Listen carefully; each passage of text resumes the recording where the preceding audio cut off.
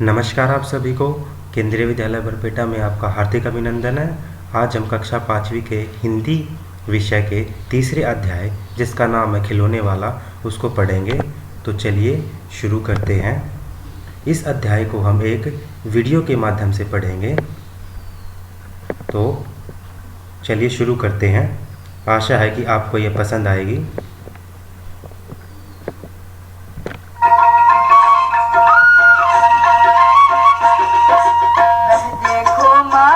खिलौने वाला फिर से आया है, कई तरह के सुंदर सुंदर नए खिलौने लाया है।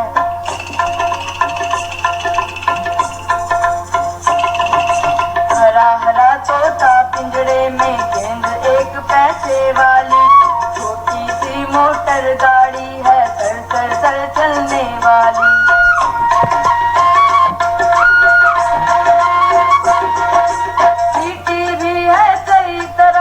कई तरह के सुंदर खेल, चाबी भर देने से बक बक करती चलने वाली रेल।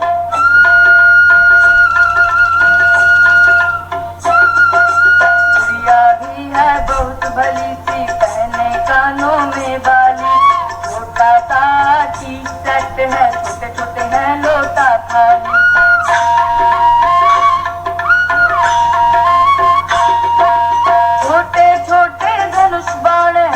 छोटी छोटी तलवार, नए खिलौने ले लो भैया, जोर जोर बहरा पुकार।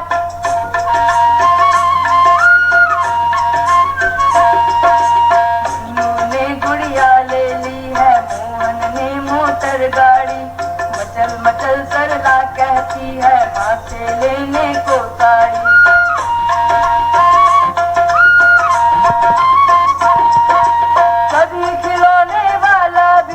क्या साड़ी ले आता है, साड़ी तो वह कपड़े वाला कभी कभी दे जाता है।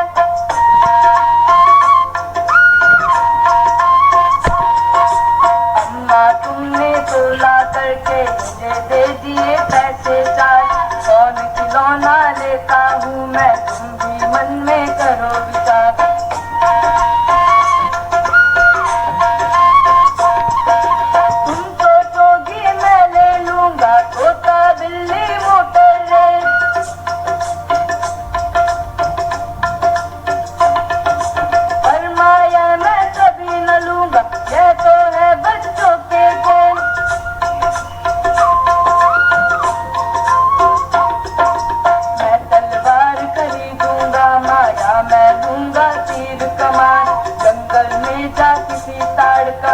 मारूंगा राम समान।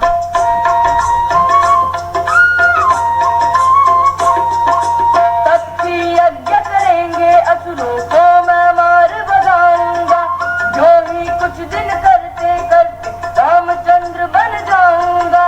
यही रहूंगा कौशल्या मैं तुमको यही बनाऊंगा, तुम कह दोगी बन जाने को हंसते हंसते जाऊंगा।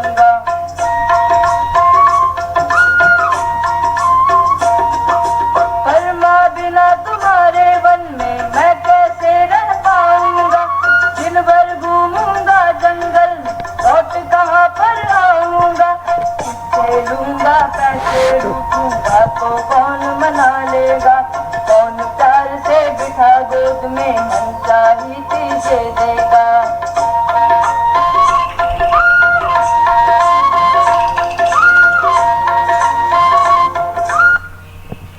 तो कैसी लगी बच्चों आपको ये कविता? आशा है कि आपको ये पसंद आई होगी। तो इसमें एक खिलौने वाला भिन्न भिन्न तरीके के खिलौने लेकर आता है। तो आप सभी को भी खिलौने अच्छे लगते होंगे। तो जब खिलौने वाला आता होगा तो आप भी भिन्न भिन्न तरीके के खिलौने उससे खरीदते होंगे। तो इस समय इस खिलौने से जुड़ी हुई बातें बताई गई हैं और श्री रामचंद्र जी का भी जिक्र किया गया है। तो चलिए अब हम इस कविता से जुड़े हुए कुछ प्रश्नों का उत्तर जानते हैं। तो पहला प्रश्न, तुम्हें किसी न किसी बात पर रूठने के मौके तो मिलते ही होंगे। कब? अक्सर तुम किस तरह की बातों पर रूठती हो? तो बच्चों आप अपने घर में जब रहते होंगे या किसी अपने मित्रों से किसी न किसी बात पर रूठ जाते होंगे, तो आप जिन जिन बातों पर रूठ जाते होंगे उन सभी बातों को आप अपने पाठ्य पुस्तक में लिखेंगे। पहला प्रश्न छात्र स्वयं करेंगे। तो चलिए दूसरे प्रश्न की तरफ बढ़ते हैं। हम ऐसे कई त्यौहार मनाते हैं जो बुराई पर अच्छाई की जीत पर बल देते हैं। ऐसे त्योहारों के बारे में और उनसे जुड़ी हुई कहानियों के बारे में पता करके कक्षा में सुनाओ। तो ऐसे बहुत सारे त्यौहार होते हैं जो बुराई पर अच्छाई की जीत के प्रतीक होते हैं। तो एक ऐसे त्योहार के बारे में जिसका नाम है दशहरा। तो इसका उत्तर होगा ऐसे त्योहारों में दशहरा प्रमुख है। इस दिन राम ने रावण का वध करके बुराई पर अच्छाई की जीत हासिल की थी। उस दिन से हर साल यह त्यौहार बड़े धूमधाम से पूरे भारतवर्ष में मनाया जाता है। तो अगर आप किसी और अन्य त्यौहार के बारे में जानते हो जो बुराई पर अच्छाई की जीत का प्रतीक माना जाता है, तो आप उस त्यौहार के बारे में भी अपनी पाठ्य पुस्तक में लिख सकते हैं। तो प्रश्न 3, तुमने रामलीला के ज़रिए या फिर किसी कहानी के ज़रिए रामचंद्र के बारे में सुना समझा होगा। तुमने उनकी कौन कौन सी बातें अच्छी लगी होगी। तो प्यारे बच्चों, आप सभी श्री रामचंद्र जी के बारे में जानते होंगे। तो रामचंद्र की बहुत सारी अच्छाइयाँ थी। तो चलिए आपको उनमें से कौन कौन सी अच्छाइयाँ थी जो आपको उनमें से अच्छी लगी थी। तो चलिए अब एक एक करके उनकी अच्छाइयों के बारे में जानते हैं। पहला, रामचंद्र एक आज्ञाकारी पुत्र थे। दूसरा, वे धर्म के मार्ग पर चलने वाले थे। तीसरा, बड़ों का सदैव आदर करते थे। चौथा, सत्यवादी थे। सत्यवादी मतलब वह हमेशा सत्य ही बोलते थे, सत्य की राह पर चलते थे। पांचवा, वचन के पक्के थे। छठा, सच्चे मित्र थे। सातवां, साहसी और वीर थे। तो ये सभी बातें जो रामचंद्र की अच्छाइयाँ थी और जो सभी को अच्छी लगती थी, हमने यहाँ पर चर्चा की। अगर आप और किसी अच्छाई के बारे में जानते हो तो वह अच्छाई भी आप अपनी पुस्तिका में लिख सकते हैं। प्रश्न 4, नीचे दिए गए भाव कविता की जिन पंक्तियों में आए हैं उन्हें छांटो। तो इनमें बहुत सारे भाव दिए गए क, ख, ग, घ। ये सभी पंक्तियाँ कविता में आई है। जैसे कि खिलौने वाला साड़ी नहीं बेचता है, खिलौने वाला बच्चों को खिलौने लेने के लिए आवाज़ें लगा रहा है। ग, मुझे कौन सा खिलौना लेना चाहिए, उसमें माँ की सलाह चाहिए। घ, माँ के बिना कौन मानेगा कि कौन गोद में बिठाएगा। तो ये सभी भाव हैं। तो ये सभी भाव जो है ये कविता की पंक्तियों में आए हैं। तो कविता की किन किन पंक्तियों में आए हैं, तो चलिए उनके बारे में चर्चा करते हैं। अगर हम पहले क अर्थात क की बात करें, जो कि खिलौने वाला साड़ी नहीं बेचता है, तो यह किस पंक्ति में आया है, वो है कभी खिलौने वाला भी माँ क्या साड़ी ले आता है। तो इसका मतलब क्या होगा कि खिलौने वाला साड़ी नहीं बेचता है, क्योंकि खिलौने वाला तो क्या बेचता है। हाँ, सही कहा, खिलौने वाला तो खिलौने बेचता है। तो चलिए अब ख प्रश्न की तरफ बढ़ते हैं। ये एक भाव है, ये सभी जो है ये भाव दिए गए हैं। इन सभी भावों को आपको कविता की पंक्तियों में ढूंढने हैं। तो पहले भाव को हमने ढूंढ लिया, ये रहा भाव उसका जो कविता की पंक्ति में आया हुआ है। आप अपनी पाठ्य पुस्तक को जब देखेंगे तो आप आराम से उन भावों को पहचान सकते हैं। ख, खिलौने वाला बच्चों को खिलौने के लिए आवाज़ लगा रहा है। तो यह भाव कैसे पंक्ति में आया है, तो चलिए देखते हैं। ख, नए खिलौने ले लो भैया, जोर जोर से वह रहा पुकार। तो यह वाला जो ख इस वाली पंक्ति में आया है। तो चलिए अब हम ग प्रश्न की तरफ बढ़ते हैं। मुझे कौन सा खिलौना लेना चाहिए, उसमें माँ की सलाह चाहिए। तो यह वाला ग भाव पंक्ति की कविता की किस पंक्ति में आया है, तो उसका उत्तर ये रहा, कौन खिलौने लेता हूँ मैं, तुम भी मन में करो विचार। अर्थात कौन खिलौने लेता हूँ मैं, तुम भी मन में करो विचार। कौन मतलब कौन कौन से खिलौने लेता हूँ मैं, तुम भी सोचो उसके बारे में। वो आपसे पूछ रहा, आपकी सलाह मांग रहा है। तो ग, माँ के बिना कौन मानेगा और कौन गोद में बिठाएगा। तो ये वाला भाव भी कविता की पंक्ति में आया है। तो ये रहा उसका भाव जो कविता की पंक्ति में आया है। तो कौन मना लेगा, कौन प्यार से बिठा गोद में मनचाही चीज़ें देगा। एक बार और दोहराता हूँ, तो कौन मना लेगा, कौन प्यार से बिठा गोद में मनचाही चीज़ें देगा। तो प्रश्न 4 में क ख ग घ ये सारे भाव जो हमारी कविता की पंक्तियों में आए हैं और वो कहाँ और किन पंक्तियों में आए हैं उनके बारे में हमने चर्चा की। तो ये सारे भाव जो थे इन पंक्तियों में आए थे। तो अगला प्रश्न, इसका नाम प्रश्न 5, मूंगफली ले लो मूंगफली, गरम करारी टाइम पास मूंगफली। तुमने फेरी वाली को ऐसे आवाज़ें लगाते हुए ज़रूर सुना होगा। तुम्हारी गली मोहल्ले में ऐसे कौन से फेरी वाले आते हैं और किस ढंग से आवाज़ लगाते हैं, उनका अभिनय करके दिखाओ। वे क्या बोलते हैं, उनका भी एक संग्रह तैयार करो। तो बच्चों, आपकी गली मोहल्ले में बहुत सारे फेरी वाले आते हैं, जैसे कि सब्जी वाले, फल वाले, या फिर कबाड़ी वाले, या फिर किसी और सामान को बेचने वाले फेरी वाले आते हैं। तो वो किस तरीके की आवाज़ें निकालते हैं, कैसे कैसे आवाज़ें निकालते हैं, उन सब के बारे में आपको लिखना है। तो मैंने यहाँ पर 3 इसके उदाहरण दिए गए, जैसे कि कबाड़ी वाला, सब्जी वाला और फल वाला। अगर आप किसी और उदाहरण को भी जानते हो इनके अलावा, तो वो भी आप अपनी पुस्तक में लिख सकते हैं।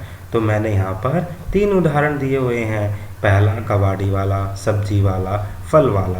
तो आप अपने आप से भी कुछ नाम जोड़ सकते हैं और अपने माता पिता के सामने अभिनय करके दिखा सकते हैं।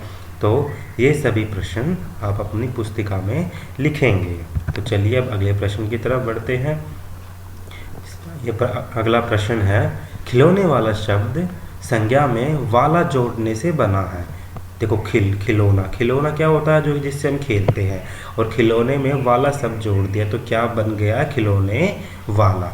तो ऐसे ही सब्जी हम सब खाते हैं, जो वेजिटेबल्स होती हैं, सब्जी में हम वाला शब्द जोड़ देंगे तो क्या बन जाएगा, सब्जी वाला। ऐसे ही कबाड़ी में हम कबाड़ सबको पता क्या होता है, जो वेस्ट मटेरियल होता है उसको हम क्या बोलते हैं, कबाड़ बोलते हैं।